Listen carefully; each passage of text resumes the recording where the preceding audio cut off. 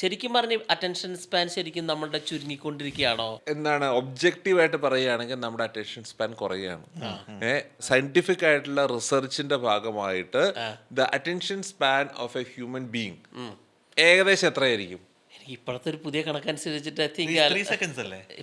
ഇപ്പോഴത്തെ ഒരു ഇൻസ്റ്റ വെച്ചിട്ട് 3 സെക്കൻഡിനുള്ളിൽ മനുഷ്യൻ മാറ്റുമെന്നാണ് ഞാൻ എന്ന് പറഞ്ഞു മനസ്സിലാക്കിയത്. കഴിഞ്ഞാൽ 2012 ആ.